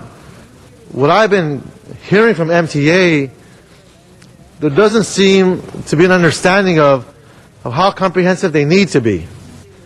When I bring up the issue, and I feel like I'm beating a dead horse, but where I ask them, where are you going to put the maintenance yards? How are you going to facilitate this? On whose backs are you going to carry this on? Yes, we need relief. We all know we're congested as far as the punitive conditions that this city is suffering, but I can't believe that they are not dealing with the most pragmatic issues. They have assumptions that we continue dumping what we always dump. They're going to shoehorn this whole maintenance facility in one little yard that was supposed to have been moved 10 years ago. And they pretend like, well, too bad. We have to do this. So just maybe they'll be more responsive to the elected officials and maybe a little bit more courtesy and respect to our communities. Because they haven't shown that yet. There is no rhyme or reason how they're going to maintain these systems. And they keep going back to the old formula that will keep dumping into the places that we always done historically. And that's wrong. So I understand the frustration, but just perhaps their engineers and their administrators will pay a little bit more attention in how they speak to our bosses which are constituents, who in the end are going to be paying for this through this half-cent tax.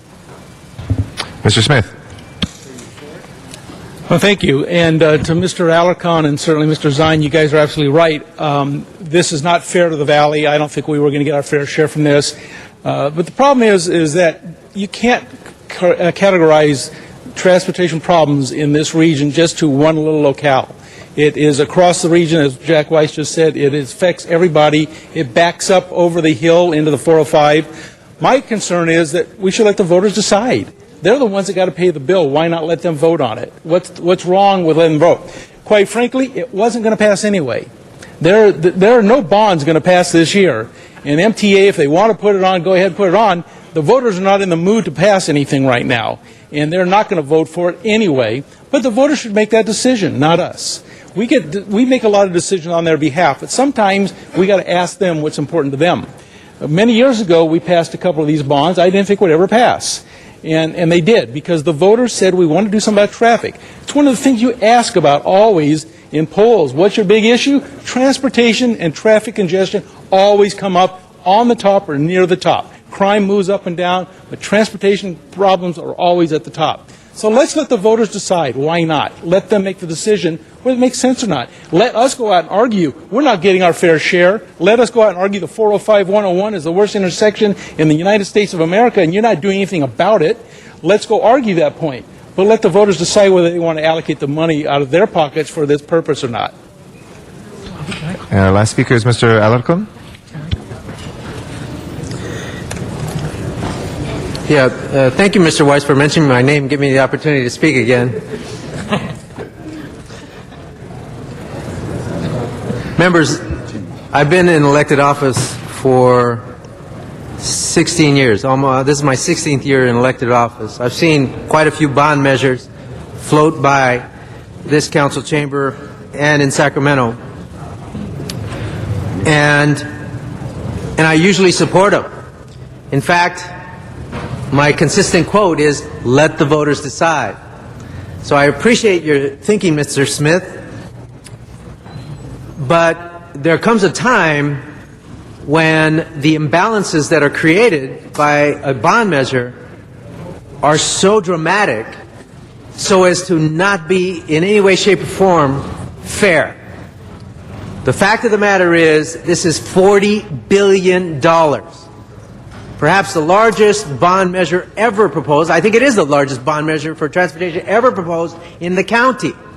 I don't think it's too much for the taxpayers in the Valley, the taxpayers in San Gabriel, the taxpayers in Santa Clarita, to ask for a fair share of the largest pie ever. And this proposal does not do that. So part of my responsibility is to let the voters decide. But part of my responsibility is to let the voters know that I don't believe this is fair. And for somebody who has been a staunch supporter of allowing voters the opportunity to decide on bond measures, that will mean something. Because they know that I support construction of transportation projects and have consistently done so in the 16 years I've been in office. But you better beware when I say watch out for this one. This one is different. It is far too concentrated in two small areas, and yet it's burdening the entire county taxpayer base for that specific, for minute benefits compared to the whole, in my estimation. I don't believe that that the voters will vote for this as well. I think we have far too many bond measures, tax measures on the ballot. And I don't know what's going to happen, but I think it is important that we send a statement, those of us who recognize that this is not just about this bond measure. If it were, I might have fallen into it, quite frankly. But this is also about the fact that there was $100 million that was allocated in a similar effort in the Northeast San Fernando Valley that the MTA never delivered. It is a combination of those two things that forces me to stand up and say, no, the San Fernando Valley deserves better treatment. We are not getting our fair share, And the first time I ran for office, I said I was going to fight for a fair share. That was my theme. And I am doing that right now because that's what I promised. It is wrong. This measure could have been tapered far better, could have been allocated far better to be far more fair and, frankly, to pass. And I don't think it will because it is completely unfair. Mr. Rosendahl is next, and then Mr. Zine. Yeah, I don't want to beat a dead horse, but you've been in government 16 years, Richard. God bless you. I've been in for 3. And one of my reasons for running was the incredible gridlock on the west side. It's over the top, and everybody's had it. But you know where they come from, Richard? They come from all over the region to the west side.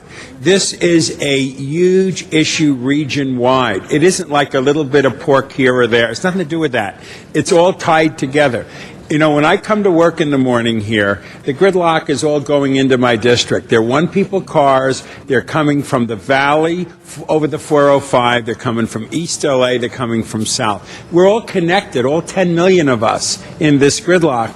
And if we can put some relief on one level, it helps the people who are driving to that area to get there. It isn't like the West Side's getting the money. The West Side's got the jobs, and people are going to work there. They can't afford to live on the West Side because it's too expensive, so they got to get there. The only way they can get there right now is in their car. So if you get the mass transit hookups working properly, then people who live in Pacoima or people who live in Tarzana or people who live in central L.A. can get on a light rail or a subway and get to work. It's all about all of us. It's not about one area or another area. If the MTA in the past did a terrible job, well, that's terrible. But I got to say right now, the people, if we vote no, and maybe Mr. Smith's right, because everybody is fed up and the prices are gone on whack and our economy is in trouble and people might say no to everything.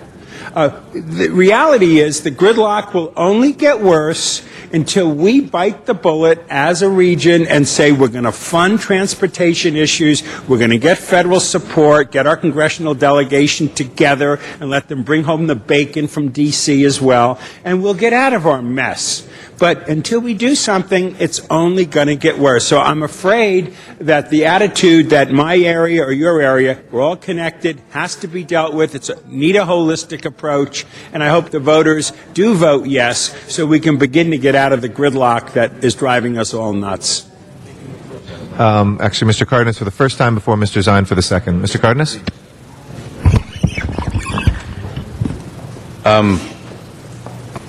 I do think that the voters will ultimately decide if they want this or not. I think they deserve that opportunity. But I spoke here on this council floor about this particular issue because I agree with Councilmember Alarcón that there has been a situation where the MTA passed up the opportunity to deliver on something that they agreed to deliver to the Northeast San Fernando Valley.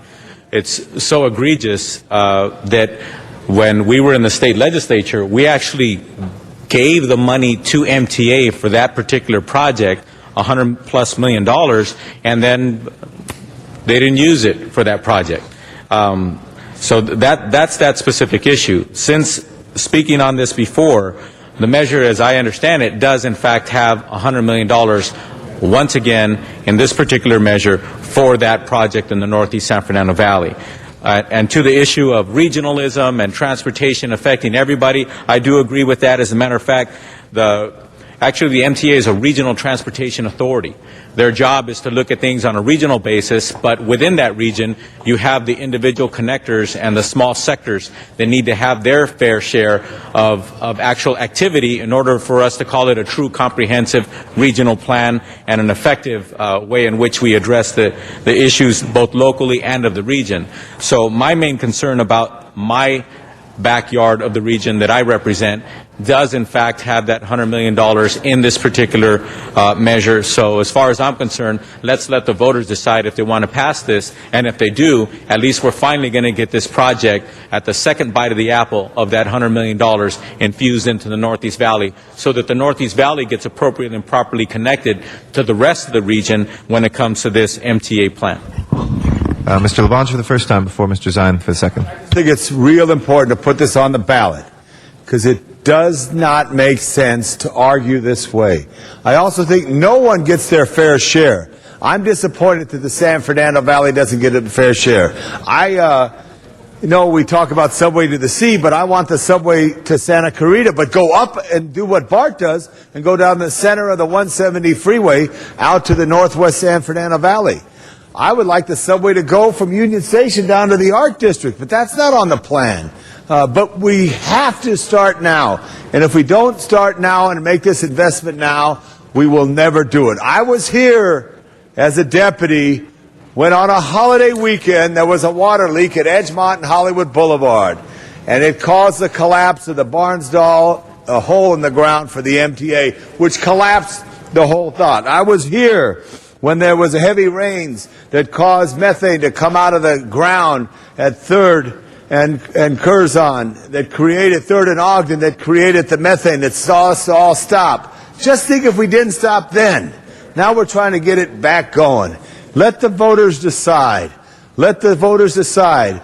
And Mr. Zine, because I address you because you're a traffic man. You work for the police department. You know what traffic's bad. If we don't do something now, Dennis, it's only going to get worse. And you got to advocate it, you got to put it on, you got to invest in it. Thank you. Mr. Zine. Thank you, Mr. LaBonge. I am a native of this city also. I remember we had an effective transit system and it was all scrapped. So now we're in this mess where we can't get out of it. Mr. Rosendahl, for the Green Line to the airport, obviously political influence prevented that from going through. I'm listening to the people of Los Angeles. They're saying we don't have the dollars to pay any more for the goods and services, period. They're maxed out when it comes to dollars and cents. When I look at the state rating our transportation funds, there's no guarantee that if the voters pass this, if they pass it, that money is not going to be ripped off by the state of California. That's been done in the past. And yeah, the state's supposed to pay it back with interest. Well, they've done it in the past. We have special transportation funds that the state takes away, and then do we get it back? Maybe, maybe not. So the fact is there's no guarantee if the voters pass this that it's going to be used for transportation. Mr. Alarcon mentions the San Fernando Valley. We have the Orange Line. That's all we've got. The Orange Line runs east and west. You got to get off the Orange Line, onto the Red Line, cross the street. We don't have an effective transportation system. I know we need it, but this is not the right economic time to do it because the people are maxed out and there's no guarantee that whatever comes up will happen. It won't come to fruition, and that's the problem. It'd be nice to say we can put the money forward and get it done.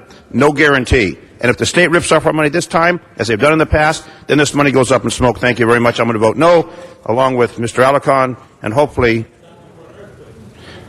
there's no earthquake today. Thank you. Mr. LaBonge. Yeah, there's no guarantee. That's your line. There's no guarantee you're going to solve the problem of traffic in the West San Fernando Valley, in the whole San Fernando Valley, unless you make an investment. And there are funds, Dennis, there are funds set aside within this bond to do improvements that will make a difference. Mr. Gardner spoke of that. There are funds to do that. They're not earmarked for it, but there are funds to do it. And it takes us to fight for the valley. But if we don't start for the whole county, we never get there. Vote yes. Don't listen to Zine. And that was the last speaker on the voters will vote no. That was the last speaker on the queue.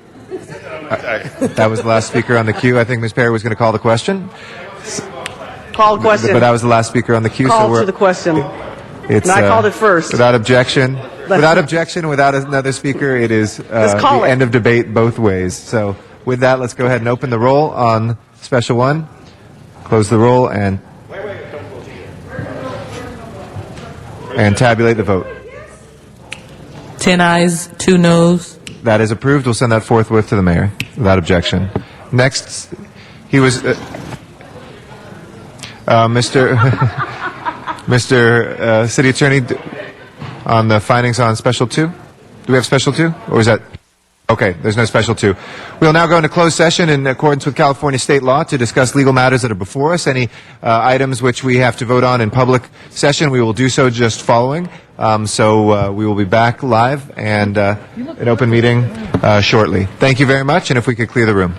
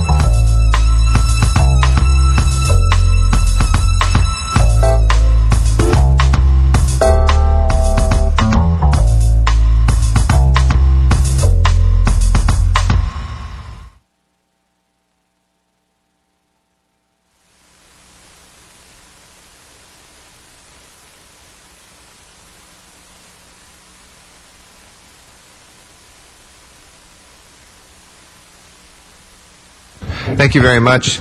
We now have the items that were before us taken care of. Next order of business, please. First item before council is item number 43, and that's in the case of Cortez versus City of LA et al., and the settlement amount is $105,000. Okay, please prepare the roll and tabulate the vote. 11 ayes. That is approved. Next item. Next item is item number 44, and that's in the cases of Haro versus City of LA and Ackley versus City of LA. Total amount of the settlement is $7,750,000, and that's $3,875,000 in liquidated damages, attorney's fees, etc., and then $3,875,000 in back pay. Okay. Let's open the roll on that. Close the roll and tabulate the vote. 11 ayes. That is approved. Next item. Item number 55 is settlement in the case of Zamorano versus City of LA. That's a workers' comp case, and the settlement amount is $50,000 in new money. Okay, let's please prepare the roll and tabulate the vote. 11 ayes. That is approved as well. Next order of business, please. Council has motions for posting and referral. Those are posted and referred. There's an excuse on the desk. Councilmember Gruhl requests to be excused Friday, September 5th for city business that meets council policy. Okay, she's excused. And that clears the desk. Okay, colleagues, we will not be meeting Friday at 10, but Friday at 11. If I could have everybody's attention, Mr. Reyes, I know you had asked yesterday about the funeral. We're going to meet at 11 o'clock on Friday. That will give folks time to go to the sheriff's deputy's funeral, which is going to be at 9 a.m. at the cathedral. So please make your way here by 11 o'clock. We'll begin presentations. We still have quite a few presentations, but that'll allow us to attend as well. And we'll be taking care, we'll check in with all of your offices about, we're talking to the county to make sure that there's seating afforded to all the council members as well. Yes, Council President, I just want to say thank you on behalf of the Escalante family and the neighborhood of Cypress Park for your support, but more importantly for our men and women in blue and the sheriff who deserve the support. So thank you so much. Absolutely. No, you're very welcome. Thank you. Mr. City Attorney? Yes, just for clarification, the meeting is still scheduled for Brown Act purposes for 10 a.m. It's not expected there'll be a quorum until close to 11. Okay. So we will be most likely convening. We ask members of the public. It's still agendized for 10 a.m. and our apologies that we will not have a quorum until 11, but that's when we will be arriving. Other announcements, business announcements? Yes, Ms. Gruhl? Thank you very much, Mr. President. And we mentioned this is often a time we're able to thank some of our wonderful interns, and I have three particularly, and I think we're going to present proclamations in the back. But these are three individuals. Come on, don't be shy. A couple are in college. Joey, this is his third year. Who's in high school. I think each of these individuals we will be able to say we knew them when. So we have John Paul, Joey, and Sarah, who have served in a variety of roles. They have written everything from press releases to newsletters to putting together events to talking to constituents. And I always say, as we started off as interns, which I think you did as well, Mr. Reyes, in the City Hall, there's nothing like that experience. But I just wanted to publicly thank them for their time and effort because they don't get paid very much, if at all, and they're really giving their time and energy. And so I'd just like us to recognize them for their hard work, and they'll be true, I think, maybe come into public service one day. So thank you very much, Mr. President, for allowing me to recognize. Round of applause for our interns. All right. Thank you. Do we have any adjourning motions today? If we do? Okay. Oh, yeah. Mr. Reyes, yeah, announcement? I just want to thank the communities for their support during our events last night. We had great events in Cypress Park and Adams Normandy, in Pico Union Westlake, Harvard Heights. The folks came out and they showed their pride for the community and great support from our police officers. So thank you for National Night Out and all the great work from our city family and the community's presence. Thank you. Thank you. Ms. Gruhl? Just to add, everyone in this, I went to 5 in my district, and I know Mr. LaBonge did and many others around this horseshoe, and to really see people trying to take back their community and saying we're going to stand up for our quality of life and for the lives of some of our residents. So a special thank you to a lot of the police department and the neighborhood groups who are out there making it happen. Thank you. Do we have any adjourning motions today? Seeing none, Madam Clerk, if you'll please call the roll. Alarcon, Cardenas, Gruhl, Weezer, Perry, Reyes, Rosendale, Smith, Weiss, Zine, Garcetti. We will next be in session on Friday. We are expecting a quorum at 11 a.m. on Friday. That is 888, the beginning of the Olympics. And our sympathies to the women's soccer team, but they're going to come back and win big. So with that, the meeting of this City Council is adjourned. We'll see you next Friday.